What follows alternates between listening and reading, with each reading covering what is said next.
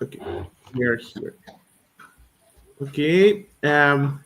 Good morning, everyone. Here in Bogota, Colombia. Good afternoon in Europe. Good afternoon in Switzerland, in France, Nigeria, um, in Kenya. Today we're like around the world, and that's an important event. Um, Welcome to our panel discussion on women leadership in international trade. We're delighted to have you enjoy. We're delighted to have you join us for this promise to be an enlightened and inspiring conversation. One second, one second. Today, we bring together distinguished women leaders who have broken barriers and carved impressive paths in the complex world of global trade. Their experience, insights, and visions for the future will shed light on both the challenge and the opportunity that exists for women in this field. International trade has historically been a male-dominated arena, but women are increasingly taking on the leadership roles, bringing fresh perspective, innovative approaches, and transformative leadership styles that are reshaping how global commerce operates. During our discussions, we will explore various themes, including overcoming gender-specific obstacles, e-commerce, the role of women in services, and many other interesting aspects. We're taking in mind that we're going to talk from an international perspective. We want to learn more how is the role of the woman from Africa, how it's doing the woman here in Latin America. We invite you to participate actively in this conversation through this chat function. Your questions and your comments will help enrich our dialogue and ensure that we address the topics that matter most to our community. Let us begin this important conversation that celebrates achievements, acknowledges challenge, and shares the path forward for women's leadership and in international trade. So, good morning, good afternoon for everyone. I want to say hi to everyone. So, I will start recording my screen. Good morning, Andrea. How are you? Hi, Sebastian. Hi, everyone. Yes, start with the of Andrea.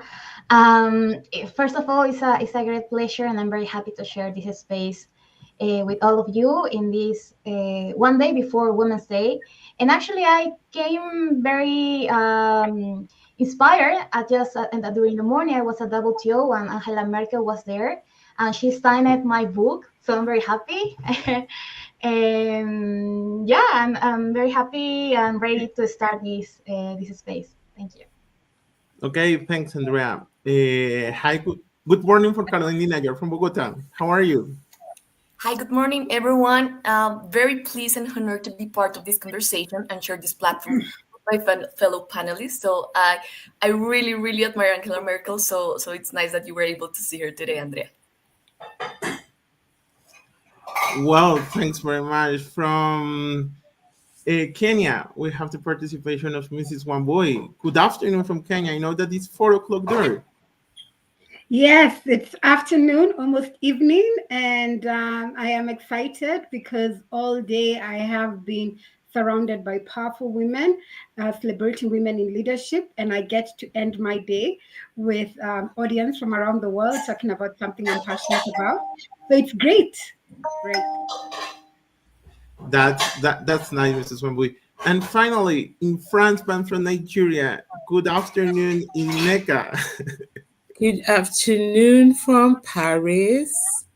I am very excited, not just because today is International Women's Day, but because the weather is improving in Paris.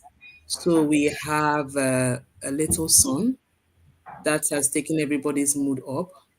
And yes, of course, because it's International Women's Day, it's always a good opportunity to see women celebrated all over the world. So yes, I'm very excited to be here and to share this panel with all you wonderful ladies and gentlemen.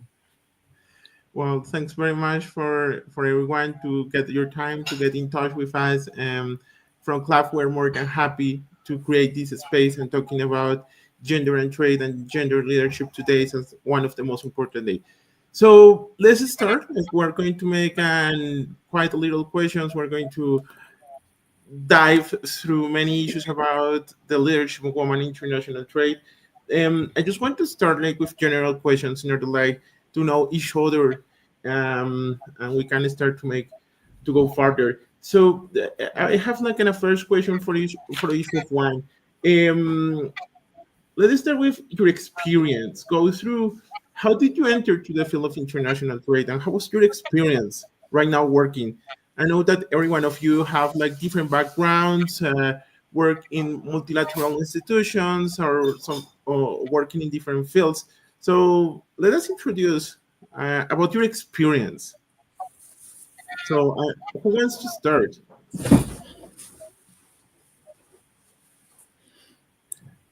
Um, I Okay, can Nika, let's go. I can start. I can Oh, go first. Right, if no one else wants to do that. Yes, okay, so no, for I me, can. I think that can you hear me? Yeah, yeah, Mrs. Very Wong. well. Great. I'm saying that kind of not your conventional trade expert because I started my career in banking.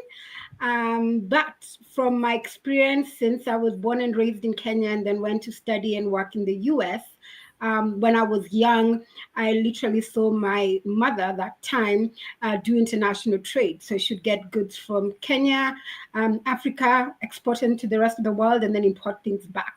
But my initial career, like I said, was banking. And then when I made the decision to move back to Kenya, and I recognized that even though my focus was really investment, what the developing world needs is trade. And in order for us to trade, we needed to be able to build relationships, both in the region and globally. So I had already studied international business. And from there, I moved my career from mostly the investment world to the international trade world. I became an executive director at OWIT, which is the Organization of Women in International Trade. I started championing for the advocacy of women in leadership, and not only women in the grassroots, whereby the other ones who are doing the producing, the other ones who are doing the small businesses. I recognize that we need more women in leadership positions so that they can take up space, push for the right policies for women so that we can make a difference in the developing world. So, like I said, I'm the accidental international trader, but what I've learned as a woman in this space, having done this for more than a decade now, I have recognized that you need to see opportunity, take it, get knowledge, and have the right network, and you'll make a difference. Thank you. Thanks very much, Mrs. Wamboy from Kenya. Nika, you want to be to tell us your story? How do you get here in international trade? And Okay, so I trained originally as a lawyer in Nigeria, and I worked a bit in human rights, particularly women's rights. And we had cases of gender based violence.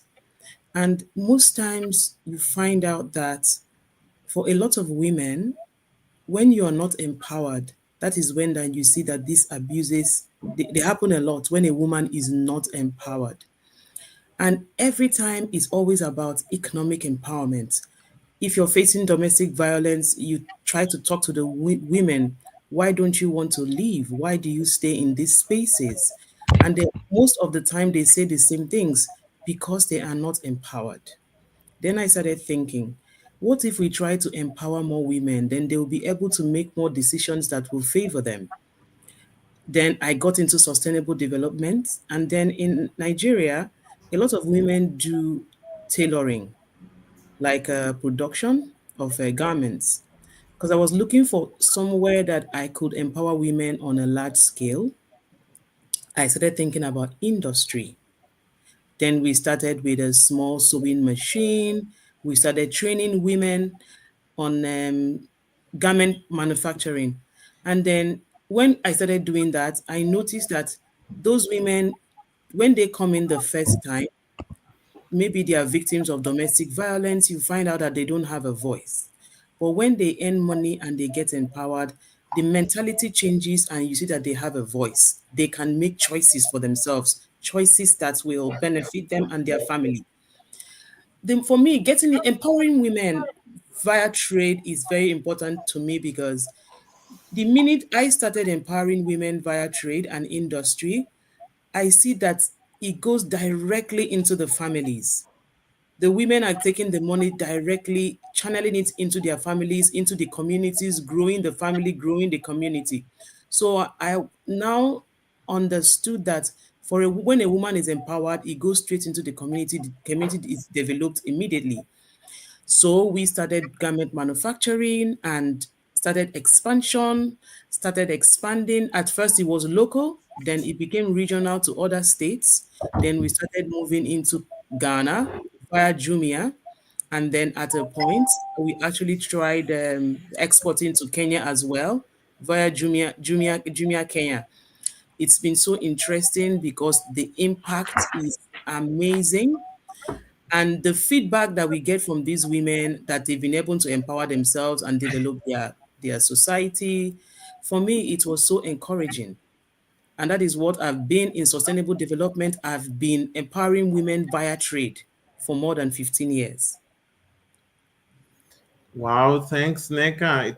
It's an interesting history how you make this kind of impact in your region in Nigeria, and same as Mrs. Wamboy, taking this a part of the change on the woman on international trade. Let's go to see other perspectives. No, I know that Andrea and Carolina works on international trade, but in multilateral areas. So who wants to go? Carolina? Is it you? Yes, yes, of course. Well, I'm happy to share maybe two key elements and moments that shaped my path in international trade. So the first experience dates back when I was 17 years old. So I was keen to gain some work experience during my vacations. And of course, finding a job at that age was really not easy. So a friend of my family offered me an opportunity to work at a customs broker agency in Bogota, which handled large scales of imports and exports operation.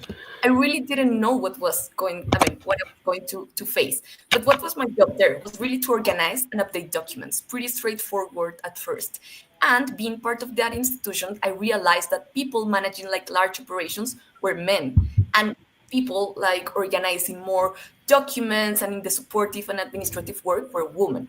But I got curious with time and I started talking with my colleagues, asking questions about how international trade actually worked. And they taught me a lot about different processes goods need to go through to be imported or exported. So this was more logistics, but I learned how critical documentation is when dealing with customs authorities. And within a few weeks, I was not longer just organizing documents, but I was actually helping import and export processes. But I still saw that people taking decisions were men, and women were mainly in the supportive and administrative work.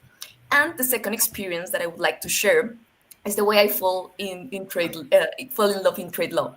So later, I'm originally trained as a lawyer in Colombia, and I was really drawn to international law competitions. One that caught my attention at that time was the Elsa Moot Court competition, that, as you know, is a simulation of a WTO dispute.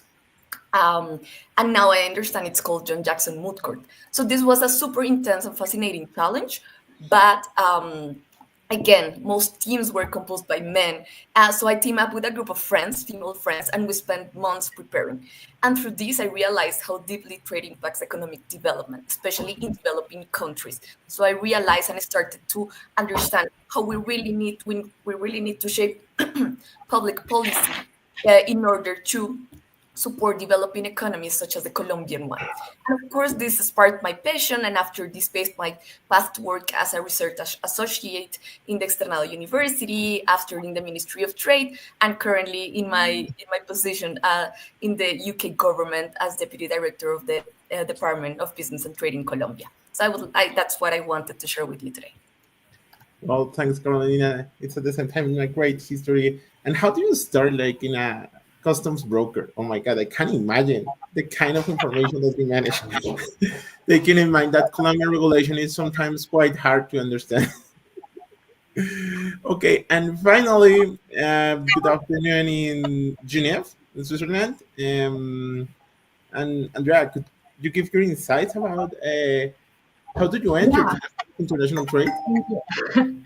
Yeah, actually, also I got into international trade since I was very young, when I was 17, actually, because I studied international business, with the interest of knowing how the world moves, economic integration, international politics. I was very into that. And during my bachelor, I studied more like customs, logistics, and I even had like 2 years of experience doing an internship in a logistic area at Honda Exports. But at the same time, I always felt that I wanted to work for the public service. I was very interested in politics too because I believe that good politics can really make a huge positive impact for society. So I was trying to mix both passions, like trade but also public service. So there, I came to the realization that working for the public service, for the public sector, for the Ministry of Trade in Peru, could be that way to follow my passions and my dreams. So there was there were many difficulties to arrive there. I came from a working family in Lima. I was the first generation um, in the family to study. I didn't have networking, but when you want something and when you really feel that that is your purpose in life, I think you do everything as necessary and you look for ways. So I discovered that the Ministry of Foreign Trade at that time has had a course in international trade negotiation for graduated students in Peru. So I took an exam and I passed it and I arrived and I reached 30, one of the pass of 30 over 500 students or something like that. It was an exam. And I think that course changed my life because after that, after 3 months of studying there, 1 month later, the ministry called me to have an interview, and then there is how I joined the ministry in trade negotiations and actually in the Directorate of Asia, Oceania, and Africa.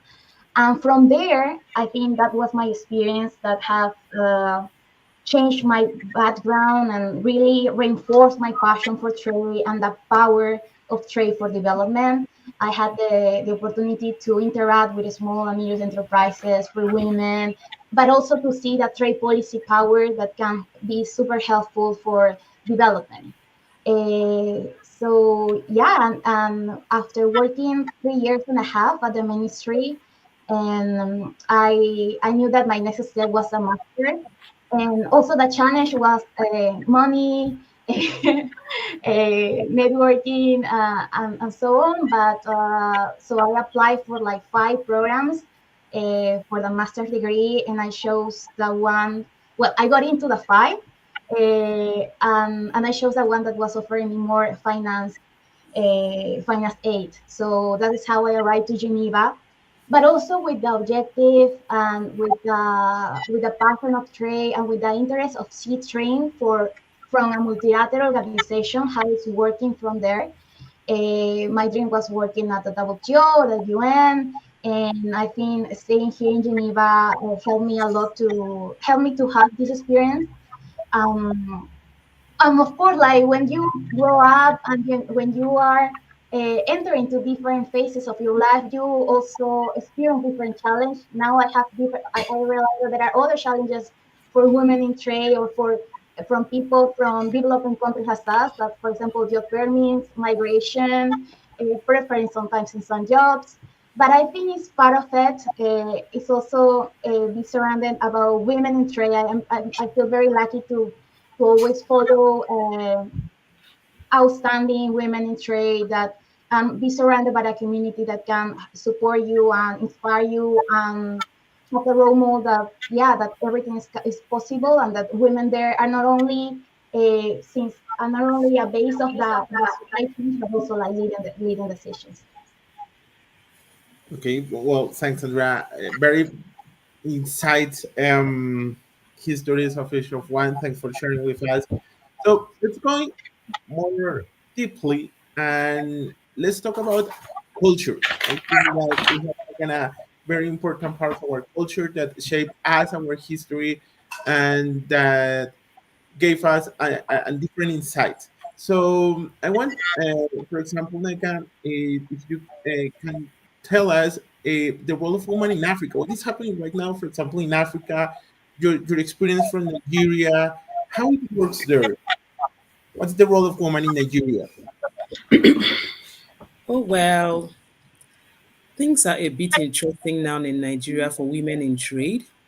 For women in entrepreneurship generally, because of the social media, people are more exposed, people are more educated, even when there's no formal education, but because people have the phones and the digital marketing, there's a lot of digital transformation going on. So women are more empowered. They know what to expect and the things that they can do on their own. Normally in Nigeria, and I think in Africa, for Africa as a whole, we face similar challenges for women in trade, and it's basically about it's it's a male dominated world. So there are some spaces in Africa that women are not expected to enter. Even when you enter into those spaces, for example, in agriculture, when you enter those spaces, you're not allowed to be heard or seen. You're meant to be behind the scenes. So this impacts or influences the growth of women. There are lots of women that are doing well in agriculture or that would have done better, but because in some places in Africa, they are still not allowed to be landowners. Sometimes their land is taken from them. Maybe their husband, they lose their husband, they become widows. And this affects their revenue, it affects their business. So we are still struggling with some of the things that we've been struggling with in the past. But the women in trade, entrepreneurship has improved a lot because women are more educated, women have the social media, they have the digital channels, so they can make anything and sell in their homes and they can earn money.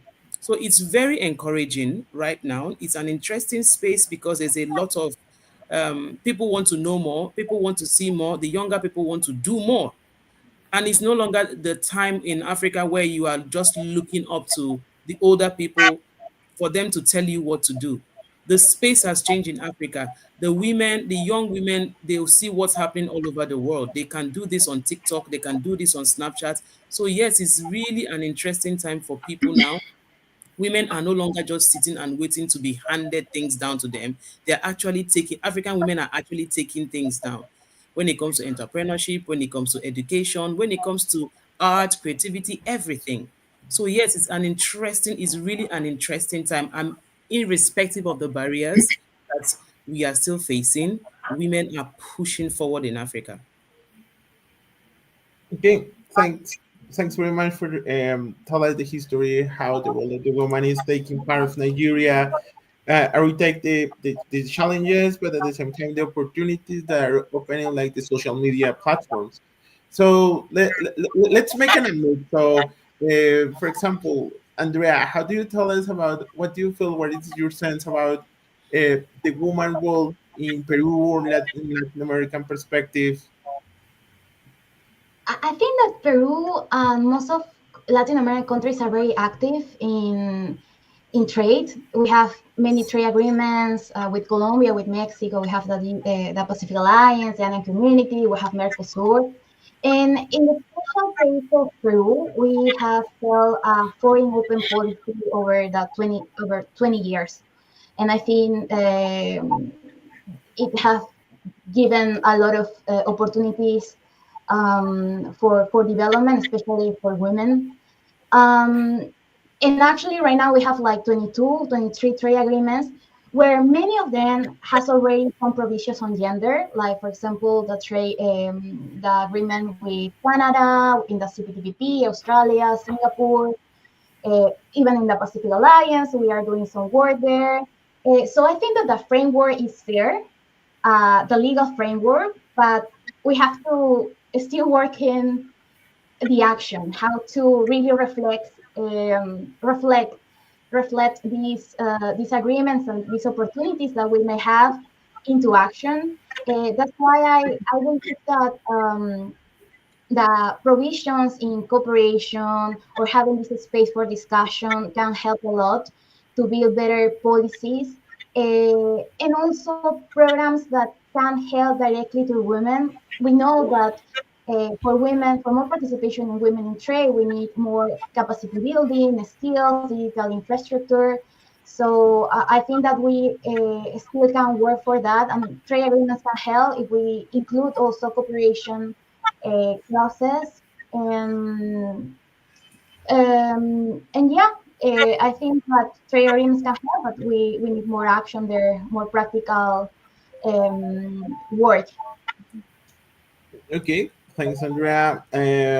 Yeah, and it's interesting how these issues of gender and trade comes around some trade provisions in the different trade agreements. So I know that it's going to make like an important impact of how we can go further in these kind of relationships. Going back to Africa, well, what is your how do you see the woman role in Kenya? What was been what has been your experience around this the woman trade? Yes, so my experience in Kenya is similar to what Neke has gone through in Nigeria. But for me, I have looked at it very differently because I think we need to do things different. And that's why I'm very happy this year's theme is about accelerate action. Andrea mentioned there's a lot of capacity building that needs to be done, but we can't keep talking. We have to get to the point where we're doing business. Trade is about business. So in Africa, what I've seen is a lot of women play small. They want to do small business. We don't see a lot of females in in leadership positions. We don't see a lot of women who have actually gone out there. So what I have seen are mostly challenges, but I am so happy in the last decade or so, we're seeing a different caliber of women who I would think we need to support more. I see a lot of support in the grassroots, which is very important, but there's some women who have great brands at Regal Africa, and which is the company I have, and through the Africa Trade Conference, which I convene, we bring together the business community and the trade experts because we have to talk about the right trade agreements. If I want to get my products from Nairobi, Kenya to Colombia, how does that look like? If I want to go to Chile, how does that look like? If I need to go to Brazil, how does that look like? And not every woman can be able to do that. And especially if they're playing small, right? So so what I have seen and what I continuously champion is to say that we need to support the women who are doing value added products, who are building great brands that can go globally. Because when we do that, say, for example, I'm passionate about tea or even coffee or even flowers from Kenya. There's a woman who's doing that kind of business who has a brand. And below her supply chain are farmers who are female, right? The distribution, the marketing is by women. And I feel that is where we need to spend more time there if we are going to move from just talking to action. So that is what I'm seeing in Africa. I'm seeing women moving from corporate. They're challenged. They're saying, I don't want to work for somebody else. I want to start my own business, but I'm going to do it the right way. I will stop playing small. The world is out there. There's business in, like I said, Colombia. There's business in Peru. There's business, for example, in this case, Latin America. How do I get it? So what I am hoping to see as we go forward is because women love relationships and business is all about relationships. We need to start educating these women, giving them the information, but we need to get them to meet. We need them to get to a place where they stop playing small. And now we get to doing business. And because I am a banker by profession in my past career, the main thing about women and why I've seen the challenge, and Neka mentioned, is the issue around financing, right? A lot of women don't have collateral to go into the banks to get any kind of financing. So again, one of the things that I've worked on and continuously championed for is alternative sources of funding so that we can get these women into businesses globally, but they should not be restricted because they do not have collateral, which most traditional banking institutions. I see change happening in Africa. I see them thinking bigger. And it's not only the youth, we have a huge youth bulk in Africa, which is a great thing. But we are seeing women with experience in saying that they're going to do business different. So that's what I'm very excited about when I look at Kenya and East Africa. Okay, well, thanks, Mrs. Wamboy. After go to Carolina, I just have like a question for Mrs. Wamboy, for Mrs. Neka. It's about, I know something that the FCTA in Africa have an important genders provision. How do you give us like a brief insight of this kind of provisions? Because I know that is something quite new, and it's making like a framework of development of gender equality.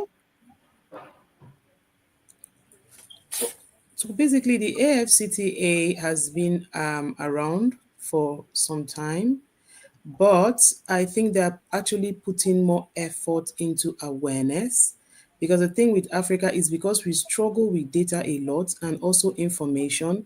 Some things are available, but the people that actually need these things do not know.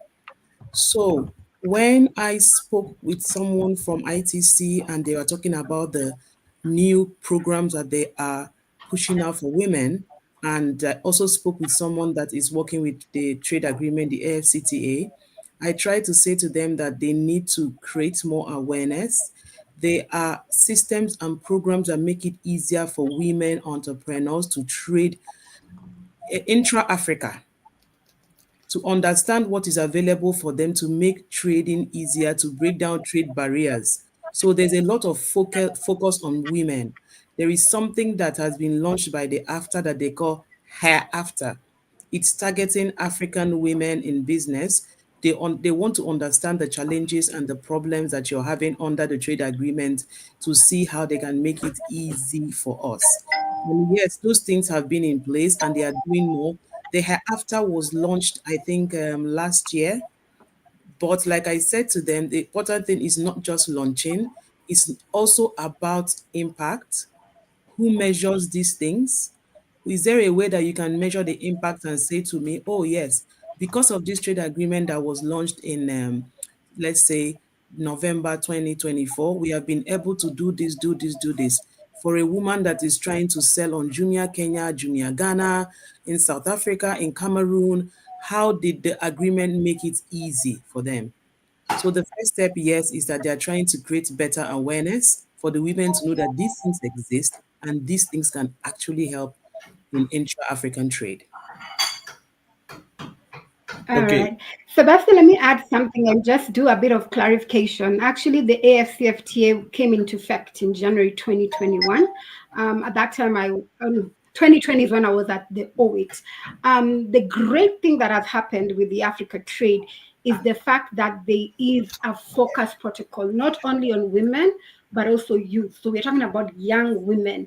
And it is legally binding, and they have been very deliberate to say, how do we bring the people who have not been part of international trade, in this case, the intra-Africa trade, because again, Africa is that region which has, I think, less than 15% of intra-regional trade. So that needs to be changed. So I appreciate the fact that the Secretariat was very deliberate to say, we cannot leave half the population. Women in Africa, majority of the people who own SMEs, they're entrepreneurs, they're the economic engine of this continent.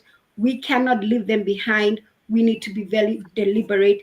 And I'd like to see a lot more of that done in other trade agreements to make sure we're not leaving the women and the youth behind, the people who you typically do not see when you get into the international trade space. And as we continue building the capacity of these women on the African continent, then they get to a point where they are more confident to now say, can we now go beyond our borders or beyond this continent to other places in the world? And that's when we will see great products from Africa reaching to the ends of this world. Yeah.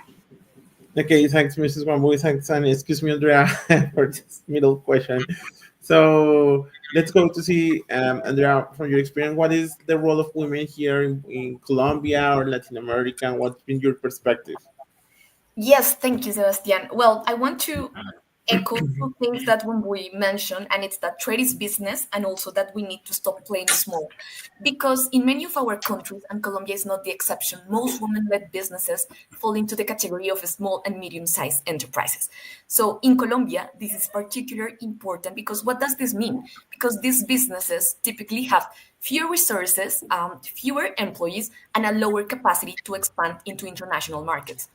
And additionally, women-led businesses are often concentrated in just a few sectors, particularly manufacturing sector, and face, of course, as of one we mentioned, limited access to financing. This is changing. I understand the digital trade.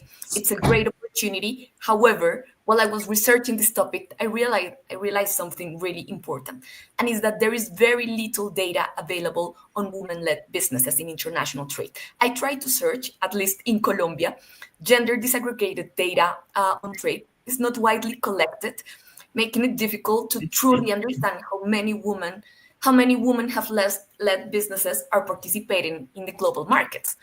And this is where the first key points, without clear data, it becomes incredibly challenging to design policies or initiatives that effectively address the existing gaps. But let me offer another angle that I think we haven't covered today, and is that the leadership of women in organizations that promote international trade, such as the panelists that we have today. So in Colombia, after a quick review of the general landscape, I found that more women are now leading key trade-related organizations, such as export promotion agencies, chambers of commerce, and institutions of the sort.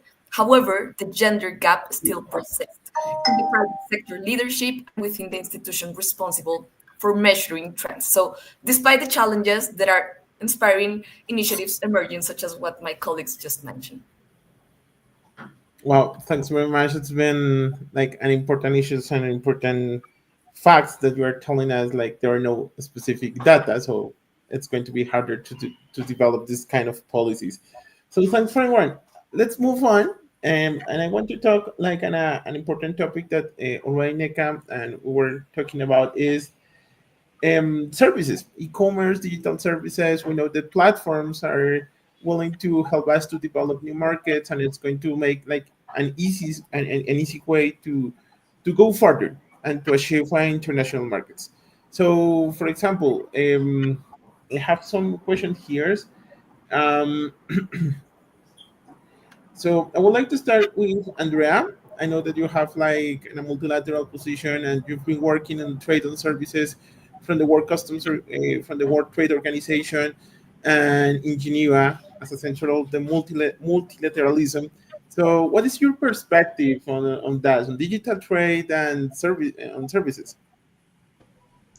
Yes, actually, from my experience, also like back in at the ministry, I was working for negotiations in services and e-commerce. So I'm a believer of the power and future of service trade development focus, um, because I think that for women can offers a greater flexibility. There is higher female employment rates in services. There is also more inclusion for small and medium enterprises because unlike traditional manufacturing or agriculture, services often allow for remote work and flexible hours that is needed for mostly of women. Also like to invest or like to start a business in services could be less expensive than manufacturing. You don't need like a big investment in the machinery or like in the place in the factor place. Um, Actually, there is many data that shows that services and digital trade can help. It's a powerful tool for women and can give more benefits and opportunities for women. Just to share a very interesting paper that ITC has on services, on connected services, they mention, and I quote, that services could be more inclusive for women and young population. For example, 44 of women of workers are women in services, compared with 37 in manufacturing, and also 9 out of 10 are small and medium enterprises, compared with 8 out of 10 in manufacturing. So I think that there is a big potential there in services and digital trade for women. But of course, we have to again talk about the capacity building for women, the skills that women need, and here I think from international organizations, I see a lot of work at the GSI on e-commerce, at the WTO. They are trying to where they were trying to include some gender perspective, and also at ITC, at the International Trade Center, where we support small and medium enterprises. We have many programs that support specifically women.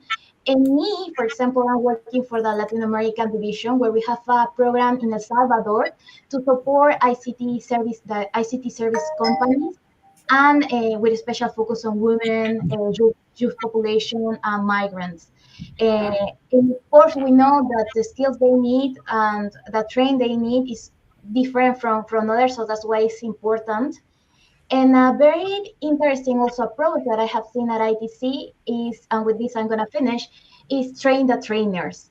It's not about, I mean, aid helps a lot, of course, but it's also about building capacity and a force in the country, in the space where you are going to make the project. We are, for example, training the trainers that are going to train the population and the beneficiaries of our project. So I think that is an interesting approach. Thanks, Andrea, for your approach and how the international organization that you are working on these issues on e-commerce, digital trade, and how it works. I want to go with NECA. I know that NECA is working with a private option to develop e-commerce and digital trade. So, what's been your experience? How it's working and how it's making an improvement in women international trade? So, like you already know, I'm the founder of organization called Women International Trade Connect. We're building an ecosystem for women, African women in international trade. And the goal is to increase the participation of African women in international trade by giving them access to market. When I was listening to Wambu, I was really touched because this is something that we have discussed over the years. How can we play on the same level with the people, with the women on the global scene, entrepreneurs in the creative space, in fashion, in agriculture? Who is the next big female fashion designer from Nigeria that can compete with Zara, compete with Mango? Can we have something for Africans that they will have the opportunity, they will have the access to actually play on the same level, and they will scale distribution to the mass market and it will increase their revenue? So what we are trying to do right now is when Africans try to get, it's difficult for most people to get into Amazon, a platform where they can sell globally. They have struggled with some of the platforms selling in Africa, and sometimes intra-African trade proves harder. So we are trying to develop a platform like an e-distribution where any African, like a distribution center where any African entrepreneur selling fashion will sell directly. You have a warehouse because we have challenges like regulatory challenges, we have finance, we have logistics.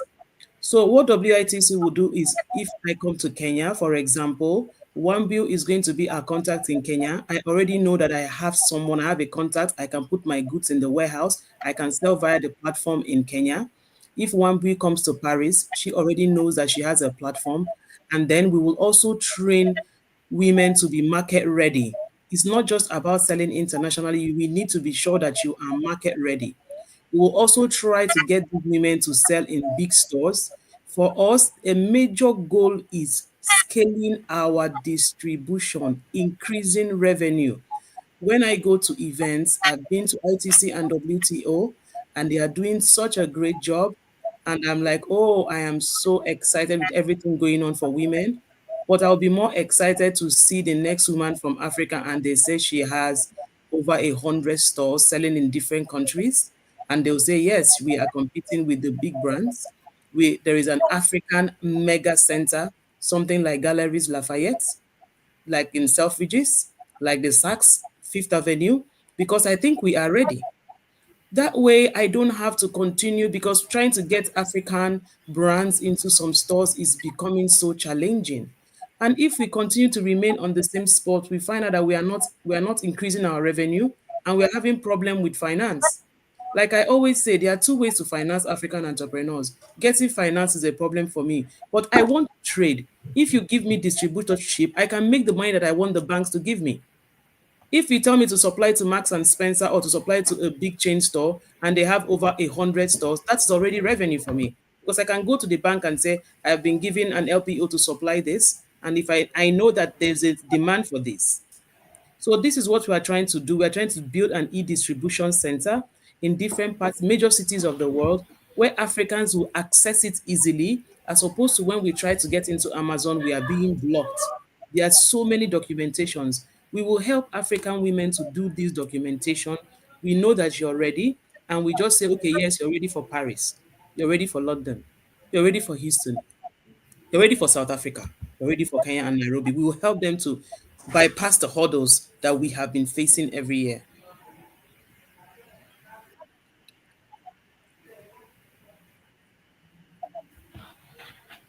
Sebastian, you're mute.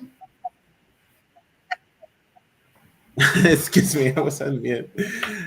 Something like I know that this is a huge project that you've been working on since the last year, and hopefully it's going to help. And this is going to be, for example, in a way that we could improve our trade relationships between Latin America and Africa.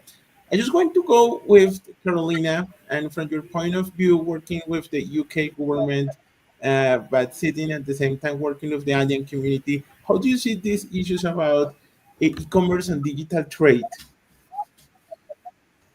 Thank you. Well, I mean, I agree with most of of the remarks of my fellow panelists. Maybe what I want to mention is that, of course, trading services has less barriers in terms of logistics, in terms of participating in networks, but there is still a gap that I identify, at least in Colombia, especially in remote areas where trading services is very beneficial, and it's access to technology and, of course, digital literacy. So it resonated with me a lot what Andrea mentioned in terms of training the trainers, but also giving access to women to be part of these networks. And this is absolutely key, to give them access to technology through capacity building activities, to give them access to the hardware needed for these kind of networks. So what I would say is that there is still a lot of information that needs to be shared in order to ensure and guarantee that women participate in the trading services platform as the rest of the world. Thanks, Carolina. And Mrs. Wambui, what is your opinion about how do you see these issues in East Africa, in Kenya? This is a very interesting conversation because I've always been in the service industry, but my challenge has always been that we lack data. The reason we're not doing business a lot in the service space, even though it is great for women, especially, I'll keep going back to educated women, there's so many opportunities. I'll just give an example. So if, for example, you need IT services, you can get great people from Kenya. If you want digital marketing, you could get them from Africa. If you need things like simple things like bookkeeping, you can do that. Professional services becomes a bit tricky because every jurisdiction has its own regulation. But if we are saying we want to get women into high-paying businesses to be consultants and things of that nature, trade in services is a great opportunity. What we lack is information. For example, I have, in my work working with women in Africa, I have worked a lot with ITC, and I see all the trade tools that they have. But these trade tools are all focused on goods, trading goods. So when you're trying to now approach Peru or Colombia, I don't know what I can trade with Colombia in services for. So it becomes very challenging. So I am looking forward to a time where we get a lot more data in this service space. And then that, I guess, will create a lot of opportunity because, like I said, we have a huge educated populace in Africa who is able to service the globe, but people don't know about them. So that is my opinion around trading services. Thanks, Mrs. Wambui. And I take and I think that is like a general idea of what we've been talking is like the importance of to create information and data in order like to gain a space and open new market opportunities, taking in mind these opportunities on trade and services. Let's go to another topic before because it's getting time. It's oh my god, the time is closing so fast. But let's go and another topic that I find quite interesting, and you already like it's been introduced talking about diplomacy, trade negotiations. We've been talking about some trade agreements that have been improved and have provisions on women's in trade, gender equality, and so on. So I want to start like, how do women leaders approach to commercial diplomacy, complex trade negotiations, and with this kind of different cultures that were already known and that we have been already experienced. So I want like in this first time, Carolina, could you give your point of view of taking in mind diplomacy in trade negotiation? Yes, of course. And I think this is a very important topic since I move within these both worlds, diplomacy, but also trade. But before diving in this question, I want to make it clear that my comments are not about generalizing all women's leadership styles or assuming that women inherently approach diplomacy in a particular way. These are just my professional observations based on experience with women that I've seen negotiating and highlighting certain tendencies. Because I believe leadership effectiveness depends on a mix of approaches and not only just one single way of leading a particular discussion or negotiation. So what I've realized is that first, women in commercial diplomacy often focus on long-term engagement rather than just short-term deal making. So their approach tends to be and to emphasize more trust building with the stakeholders. And of course, this is particularly important in trade negotiations where relationship influence the success of agreements over time. So I remember when I was working at the permanent mission of Colombia to the WTO, and all these discussions around COVID vaccines were taking place. There were really tension discussions about it. However, after they needed to keep discussing on other topics, on trading goods, on trading services. So I think it's very important to cultivate these long-term relationships. Also, from experience, I've seen that many women leaders in commercial diplomacy take a multifaceted approach to trade policy. So rather than just looking at trade and numbers and the economic usual analysis, they tend to incorporate factors like workforce development, SME inclusion, and regulatory coherence. So this makes trade policy more adaptive, more, wider perspective in public policy. And women's leaders that I've worked with in the past seek a wider range of voices in trade discussions. They're interested in engaging with the communities, with different stakeholders, and I find this very valuable. And this is the example that I believe it's very useful in very complex trade negotiations. Thanks, Carolina. And I take from you the long relationships and engagement that we must to take in mind. More in today issues and the complex world that we're living and the challenge that we have right now. So, Mrs. Wamboy, I want to know your perspective. I know that you've been working open new markets for Kenya and making some connection. Let us know what is your experience or what is your perspective. All right, thank you, Sebastian. I am quite geared towards what Carolina was saying, really around women, and I'm very passionate about economic diplomacy because I think, and I mean we are generalizing here, but women nurture relationships. Women are not going to negotiation to take it all. They want a win-win relationship, win-win situation. We've just seen something happening between two countries, and it was like battle. And I don't need to go into that. But women look at it win-win. We want what's best for us, but also the other person. So there's a give and take in negotiations. And I think that's what makes it very, very important to have women on that decision-making table. In fact, from my experience, I'm part of an organization called Trade Experts, and I hope you three ladies are part of it. It is around women in trade, people who are great, who've been on the negotiating lines, and these are powerful women who you would not even know typically, but they have done great work in their countries around the world. And that is what we need. We need the women there to make sure that the best trade agreements are negotiated. I'm not a negotiator. I think it's fascinating to be in there, because when you have the right trade agreements, it makes it very easy for the business community to do business. But then when it becomes like a battle, it's a trade war, then everybody loses. So that's my opinion around economic diplomacy and why we need more women in these positions. Thanks very much, Mrs. Wamboy. Let's see, what is your point of view, Andrea? I think also it's very controversial question, because of course there are different styles of negotiation style. And personally, I had both men and women leading negotiations. I have seen them both, and they were super great for me.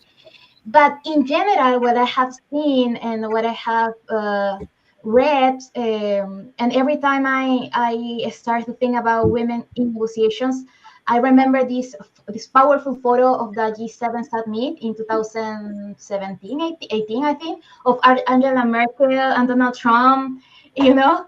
And yeah, I think, and actually Angela was mentioning that today, I think that women tend to try to build more a consensus approach, also like to see from the eyes of the other, no, to put in the position of the other and try to really see the difference and try to get a consensus.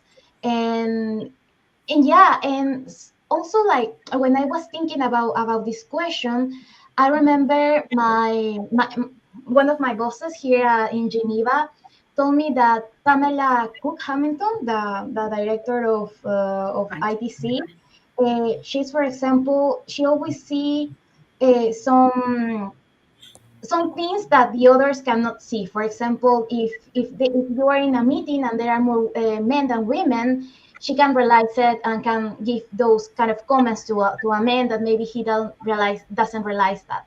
So I think women, from our experience, we can notice some things that maybe is not so obvious for others. And just to finish here, during also trade negotiations and in this area in multilateral organizations, I have seen many women. I think the majority are always women. Actually, at ITC, at WTO too, maybe the 60% is women, but not in the leading positions, not in the in this position of directors, not many of them. So I think there's still work to do for that. But I'm happy to see more Latinas and also Africans, women leading international organizations, such as Annabel Gonzalez, who was the DDG of the WTO. Now it's Johanna Hill, both Annabel is from Costa Rica, Johanna is from El Salvador. Also, Rebecca Risper from UNTA, that is from Costa Rica, and just the general director of WTO is from Africa, Dr. Angosi. So I think it's very important to see those examples of women leading, and not just like coordinating and doing the negotiations, but also like making the decisions. Thanks very much, Andrea. And I take, like, you're getting like in the same idea that is long-term engagement and consensus on the different, and think out of the box at the same time, and looking what other people like do not see perfectly. So it's quite interesting to see how do you get from the different point of view get to the same point. And finally, Nick, I want to know your position. What do you think that is this role of women in diplomacy and trade negotiations? Well, I think they've said it all already. For women's leadership style, the ones that I've observed, both locally and internationally, I see a lot of empathy. I see a lot of relationship building. We women want to the foster trust. They always look at the long term. I think this is something that is in our DNA. It's not when it comes to business, and I said business for women, it's always about playing fair. When it comes to trade negotiations, you always see them trying, pushing for inclusive and fair trade. This doesn't happen for all women because sometimes I see some women trying to win in spaces where it's male dominated. And we have the impression that if we act like a woman, we will not be taken seriously. So the women start off trying to act like men. And that's the reason why I say it's not in all cases. But in most cases in Africa and internationally, like she mentioned, I've been able to visit WTO. I've seen the Ngozi Okonjo-Iweala, and I've seen how she handles things. I've also been to the ITC. I've been in spaces. I've been in forums where Pamela spoke, and I like the way that they presented their arguments, and they are doing it like women. And it's always also something I noticed is that they are detail-oriented analysis. They are very detailed about the things that we want to do as mothers, as women. It's normal. So yes, I think people say that everything is about fostering trust for everyone to win. This is what I've observed. Thanks very much, Neka. So, well, it's almost like an hour that we've been here discussing the role of women. Let's go to cross ideas, yeah. And in this cross regional, like I want to make like an important question is, what can Latin American countries could learn from African trade experience, and what can Africa could learn from this experience of from this kind of experience and exchange of ideas that we're doing. So, who wants to start?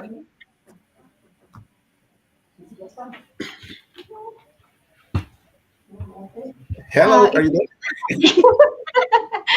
I can start. Okay. Coming from my background in international negotiations, I think that the African Continental Free Trade Area is a great initiative because it's a whole continent, a lot of countries like making an agreement, so reaching consensus. That's incredible.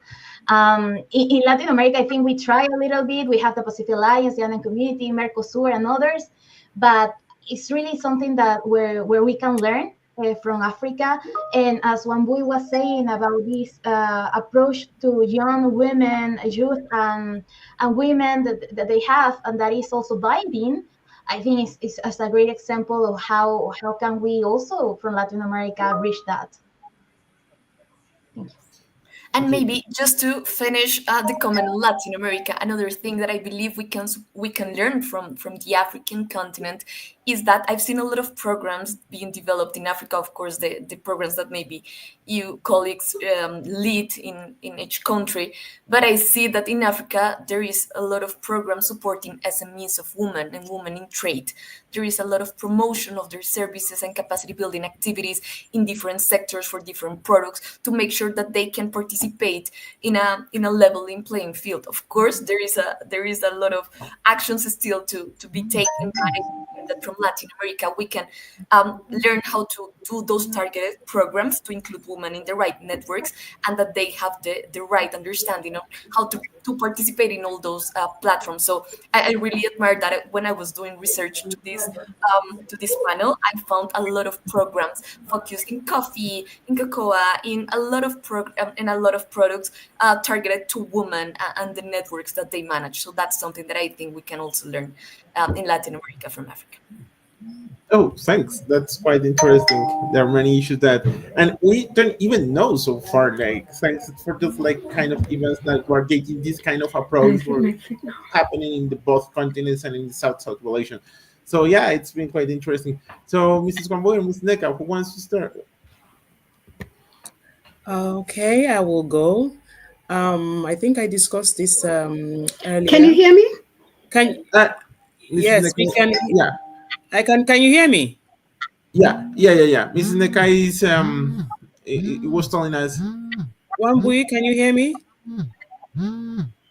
Yeah, and I can hear you. Sorry, it was like the signal was lost for a minute. Go ahead, Nika. Okay, Sorry. Okay, okay. okay. Go, So Nika. I was saying that there is something that we have been doing in the past decade.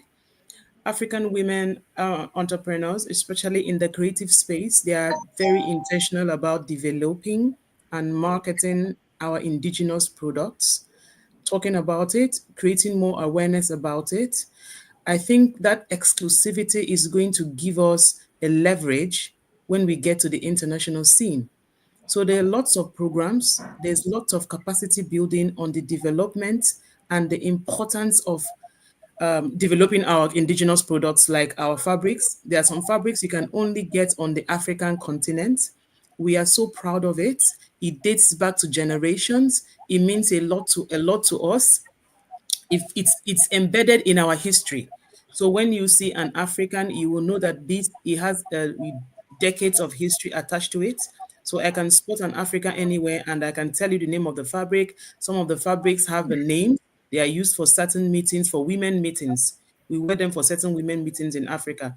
And we are developing these garments now to be sold internationally.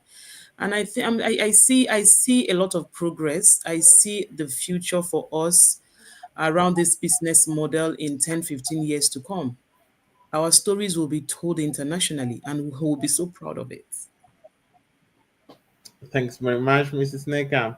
Mrs. Wamboy, what from your experience, what do you think that we can? This is the challenge idea that we can share or you can learn from Latin American and the perspective that we've been talking. Yes, I do have to say that I've been able, fortunately, to network with a lot of people from Latin America, when I was in the States and also from Kenya. And what I've admired or what I've put together is we are more similar than we are different, right? We're very family oriented. We are very passionate about what it is that we do. We are go-getters as women. We are nurturing. At the same time, we have a whole wide of different variants of where the women start. So we have women in the grassroots, we have women who are in high levels. I do have to say, in fact, when we were talking, I thought to myself, it is amazing that the WTO, ITC, and UNCTAD are all headed by women from Latin America and from Africa. So it is a great time for us to make sure trade is doing is impacting our world because we've been put into those positions. So what I have learned a lot and what I think I want to share is that we need to do more business with one another. We need to build relationships. We need to get to know one another. And that is how business is done. For example, I remember, Sebastian, when you came to Kenya and we were at the consulate, right? And there was a lady from Chile who took our tea and she loved it. And she said it was so much better than the tea she gets in Chile. So now the question is, how do we get a woman in Chile who would be a distributor of our tea? So that is what I'm hoping to do, that as we continue having these conversations, we stop playing small, but we say, just as there is a boys club, no pun intended, Sebastian, we as women can put the right policies, but we can also do the right business together. We get the fashion from Nigeria, right? African women, we like color.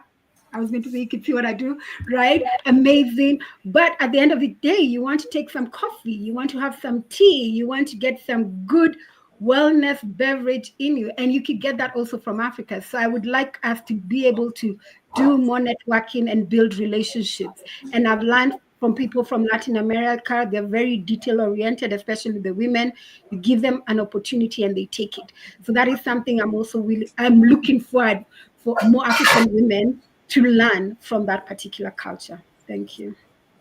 Thanks, Mrs. Wambui. And I just take an important issue that you were talking about, that is cultural similarities. I think culture is something important in order to go further and develop business. So we need to understand these cultural similarities and how we can get an advantage of the similarities, because sometimes making negotiations with the United States or other cultures and do not understand these barriers, like, sometimes break. So if we have these cultural similarities, I know that we're in the right way to increase our trade relationships and go further and working in the same and develop trade for all. So thanks very much. I just go to the last one, and this is like a message that for the next generation. Yeah.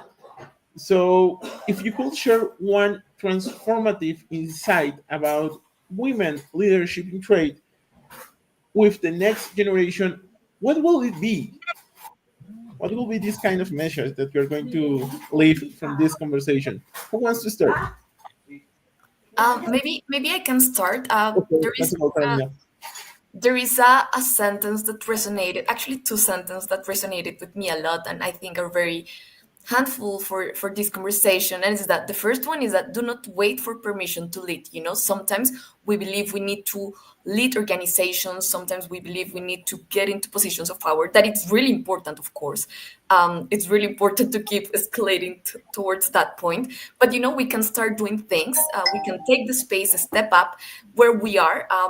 And start like sharing the information with people around us about, the benefits that in economic terms women can bring to the table, but also in terms of trade policy. Sometimes I know it's an uncomfortable conversation, but it's really important that we raise the uncomfortable facts, and we challenge the existing systems. And maybe I would like to finish by saying that, you know, leadership, in my opinion, is not just about securing a seat at the table or just appearing in the picture, but it is also about shaping the conversation and influencing the decisions, bringing into the table the new vision and the needs that half of the population needs. So we need to use the opportunity to go beyond traditional thinking, but also create and build policies that are creative, that work for everyone. So that's what I would say, like, to start.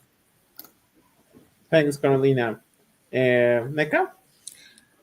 So for the younger generation, I always say to my daughter, there has to be a mindset shift, especially in Africa, globally. Don't wait for anybody to give you anything. You need to dream big. Sometimes you actually need to reach out and take it. At the last WTO forum last year, the head, I think the DG was Pamela, the DG that said that if they won't open the door for you, we will kick it the F down. So yes, sometimes you will need to kick some doors down, okay? And then we should also stop thinking that there are going to be barriers. Just because you're a woman, there's going to be a barrier there. I don't believe in that. You should just keep moving. You should be positive and just continue to move. If you want to achieve 100, you have to, like I tell them, I tell my daughter, you have to aim at 200 so that you land at 150. Yes, that's it. So that's the spirit. We need to change our mind shift. And like one Bill said, I can't overemphasize what she said again and again and again. Women need to stop playing small. Thank you.